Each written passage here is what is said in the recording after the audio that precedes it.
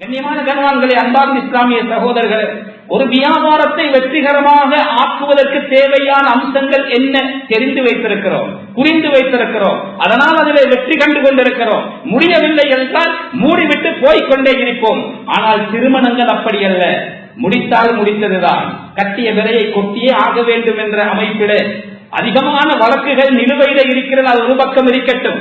அதிகமான கணவன் மனைவிமார் பாதையோரங்களிலே ஒருவருக்கொருவர் கைகோர்த்து தோளோடு தோள் இருந்து நடந்து கொண்டிருந்தாலும் கூட கல்வினால் அவர்கள் எப்பொழுதோ டிவோர்ஸ் ஆகிவிட்டார். இவரை முடிக்கிறதுக்கு நான் வேறொத்தரை முடித்திருந்தால் நன்றாக இருந்திருக்குமே, இவரை கட்டிக்கொண்டு நான் படுகின்ற பாடு வேறொருத்தியை நான் முடித்திருந்தால் நன்றாக இருந்திருக்குமே. கைகோர்த்து பாதையிலே 4 பேர் பார்க்க கணவன் மனைவியாக நடைபோடுகின்ற எத்தனையோ உள்ளங்கள் கல்வினால் அவர்கள் மனமுடிவை எடுத்து விட்டார்கள். அதுதான் ரொம்ப கவலையான கசப்பான உண்மை. திருமணம் என்பது ஒரு கோட்டை. அதற்குள்ளே நுழைந்தவர்கள் வெளியே வர துடிக்கிறார்கள். வெளியே இருப்பவர்கள் உள்ளே என்னதான் நடக்கிறது என்று பார்க்க தவிக்கிறார்கள் என்று தமிழிலே சொன்னார் திருமணத்திற்கான வரைவிலக்கணம். ஆனால் ஆரம்பத்திலே நான் ஓதி காண்பித்த அல்-குர்ஆன் வசனம் திருமணம் சம்பந்தமாக என்ன சொல்லுகிறது? وَمِنْ آيَاتِهِ أَنْ خَلَقَ لَكُم مِّنْ أَنفُسِكُمْ أَزْوَاجًا لِتَسْكُنُوا إِلَيْهَا. உங்கள் இனத்திலிருந்தே உங்களுக்கான மனைவிமார்களை படைத்ததில் மிகப்பெரிய அத்தாட்சி இருக்கிறது. எங்களோட மனைவிமார் மலக்கல்ல, ஒளியால் படைக்கப்பட்டவர்களும் அல்ல. அதே நேரத்தில் எங்களோட மனைவிமார்கள் பேய் மாதிரி ஜின்களால் நெருப்பினால் படைக்கப்பட்ட இனமும் அல்ல. அல்லாஹ் சொல்லுகிறான், உங்களோட இனத்தில் இருந்துதான் உங்களோட மனைவி. உங்களுக்கு தலைவலி வந்தா அவக்கும் தலைவலி வரும், உங்களுக்கு காய்ச்சல் வந்தால் அவக்கும் காய்ச்சல் வரும், உங்களுக்கு கால்வலி வந்தால் அவக்கும் கால்வலி வரும். உங்களுக்கு உள்ள உணர்வு மாதிரி அவர்களுக்கும் இருக்கிறது. இதுல மிகப்பெரிய அத்தாட்சி இருக்கிறது. வஜஅல பைனக்கும் மவத்தன் வரஹ்மா. திருமணத்துடைய காரணத்தை சொல்லுகின்ற பொழுது லிதஸ்குனு இலைஹா, அந்த மனைவிமார்களிடமிருந்து நீங்கள் மன நிம்மதி பெறுவதற்காகத்தான் இவ்வளவு அற்புதமான ஒரு உறவை இஸ்லாம் அறிமுகமாக்கி இருக்கிறது என்று குர்ஆன் சொல்லுகிறது. மனைவி இல்லை என்றால் சொர்க்கத்திலும் இன்பம் கிடையாது. அதனால்தான் அல்லாஹ் சுப்ஹானஹு வ தஆலா ஆதம் அலைஹிஸ்ஸலாம் அவர்களை படைத்து அவர்களை சொர்க்கத்திற்கு அனுப்புவதற்கு முன்னால் மனைவி ஹவ்வா அலைஹிஸ்ஸலாம் அவர்களை படைத்து யா ஆதம் உஸ்குன் அன்த வ ஸௌஜுகல் ஜன்னah, ஆதமே நீங்களும் உங்களுடைய மனைவி சகிதம் சொர்க்கத்திற்குள் நுழைந்து கொள்ளுங்கள் என்று அல்லாஹ் அந்த மனைவியோடு சொர்க்கம் போனால் தான் அந்த சொர்க்கத்திலேயும் இன்பம் இருக்கிறது. ஆனால் மனைவி மனைவியாக இருக்க வேண்டும். அதுக்கு நிறைய ஆரம்பத்திலிருந்து நான் வர வேண்டும். அதற்கு எனக்கு நேரம் இடம் கொடுக்கார். பெண் பார்க்க போவதிலிருந்து வர வேண்டும். பகுபர்விதாசித்தி தரிவசியதாக்க மார்க்கமுள்ள ஒரு பெண்ணை நீ தேர்ந்தெடுத்துக்கொள், வெற்றி அடைந்து விடுவாய். ரமலானுடைய காலப்பகுதிகளிலே பாதையோரங்களிலே விசேடமாக இரவிலே இறுதி பத்திலே அதிகமானவர்கள் ஆடை வாங்குவதற்கு அலைவார். லீலத்துல் கத்ருடைய வேட்டையை தேடி வல்லல் நபி ஸல்லல்லாஹு அலைஹி வஸல்லம் அவர்களே தன்னுடைய வேஷ்டியை இறுக்கி கட்டினார்கள் என்று ஹதீஸ் படித்தவர்கள் எல்லாம் சுன்னத்தான கேவலம் ஒரு நாள் உடுப்புடுப்பதற்காக வேண்டி எத்தனையோ பலவு தொழுகைகள், இரா வணக்கங்கள், தராவீஹ், கியாமுல் லைல் போன்றவைகளை பால்படுத்தியவர்களாக ஆங்கங்கே கடைகளில் ஏறி திரிந்து கொண்டிருக்கிறார்களே. கவலையோடு ஒருத்தர் வந்து என்னிடத்திலே இதை சொன்ன நேரத்திலே அவர்களிடத்திலே நான் கேட்டேன், ஒரு மார்க்கமுள்ள மனைவியாக இருந்தால் ஒரு நாளும் உங்களை பாதையிலே அலைய விட மாட்டார். இந்த நேரத்திலே இங்கு உங்களை அலைய விடுபவள் அல்லாஹ்வை பயந்து கொள்ளுங்கள், கியாமத்திலும் உங்களை அலைய விடுவாள். இதற்குத்தான் ஸல்லல்லாஹு அலைஹி வஸல்லம் அவர்கள் சொன்னார், தீனுள்ள மார்க்கப்பட்டுள்ள இறை அச்சமுள்ள ஒரு மனைவியை நீ எடுத்துக்கொண்டால் நீ வெற்றி அடைந்து விடுவாய். அது முதல் படி. அது முதல் படி. வெற்றிகரமான ஒரு குடும்ப வாழ்க்கைக்கு அத்தியாவசியமான விடயங்கள் என்ன? இப்ப அங்கிருந்து வர வேண்டிய அவசியம் இல்லை. அதிகமானவர்கள் திருமணம் முடித்தவர்கள் தான் நாம் இருக்கிறோம். இந்த வாழ்க்கையை சந்தோஷகரமாக கொண்டு போவதற்கு எனக்கு தேவையான அத்தியாவசியமான அம்சங்கள் என்ன?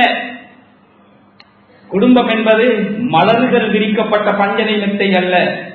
நிறைய பிரச்சனைகளும் பிளவுகளும் ஏற்றங்களும் இறக்கங்களும் கஷ்டங்களும் நஷ்டங்களும் ஏற்படுகின்ற ஒரு நிறுவனம் தான் இந்த குடும்ப நிறுவனம். ஸல்லல்லாஹு அலைஹி வஸல்லம் அவர்களே தன்னுடைய சொந்த மனைவிமார்களோடு யாருடனும் ஒரு வார்த்தை பேசாமல் 1 மாதத்தை தனியாக கழித்திருக்கிறார்கள் என்றால் குடும்பத்திலே பிளவுகள் வரும், பிரச்சனைகள் வரும். அதை கையாளுகின்ற முறை இருக்கிறது. அதற்கு முதலாவது குடும்ப வாழ்க்கையில் இணைகின்ற பொழுது பொறுமை மிக முக்கியமான. ஒவ்வொரு தலைப்பிலும் எனக்கு பேசிக்கொண்டு போக நேரம் இடம் கொடுக்காது, வெறும் பட்டியலை மாத்திரம் இட்டுச் செல்கிறேன். பொறுமை மிக அவசியம். இது நீண்ட தலைப்பு, எல்லா விஷயத்திலும் பொறுத்துக் கொள்ள வேண்டும். பொறுமை இழந்தவர் முத்தலாக்கிலே போய் நிற்பார், தலாக்கை சொல்லிவிட்டு தடுமாறுவார். எப்படியாவது சேர முடியாதா?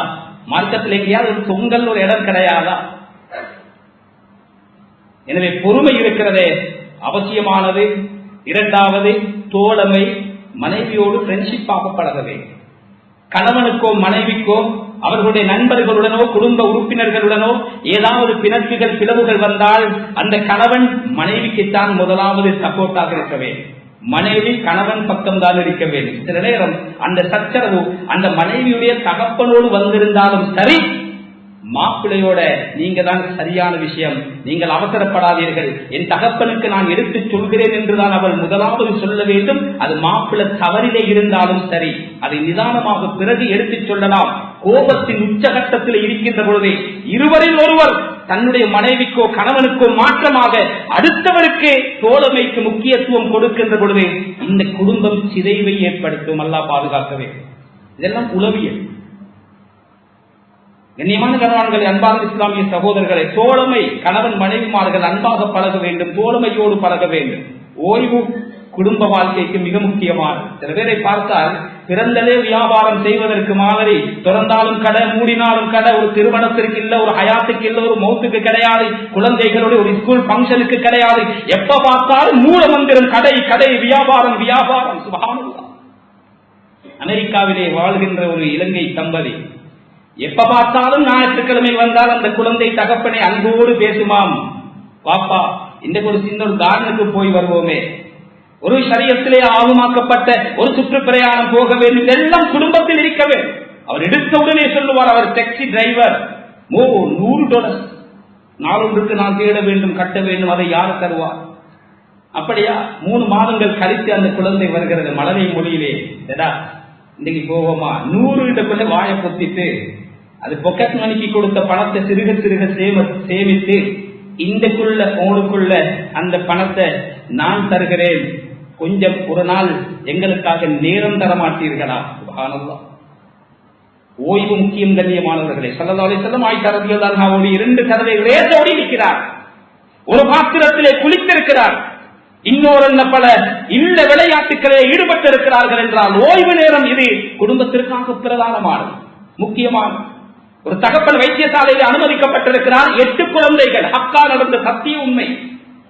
8 பேரும் மாறி மாறி இருந்தாலும் தகப்பனுக்கு மன திருப்தி இருந்தது. ஆளுக்கு ஒரு நாளைக்கு மாசத்துக்கு 4க்கு 2000 ஒரு வேலையாளை வைத்தியசாலையை வைத்துவிட்டு அவர்கள் வீட்டிலே இருக்கிறார். இதை பற்றி ஒரு அந்த பள்ளிவாசல் இருக்கின்ற இமாமிடத்திலே அது காதுக்கு எட்டிய பொழுது அவர் சொன்ன ஆச்சரியமான கருத்து, இந்த பிள்ளைகள் படிக்கின்ற பொழுது ஒரு பேரண்ட்ஸ் மீட்டினுக்கு அரை மணித்தியாலம் செலவழிக்காத ஒரு வாப்பக்கு எந்த பிள்ளையும் கடைசி காலத்துல நேரம் ஒதுக்காது.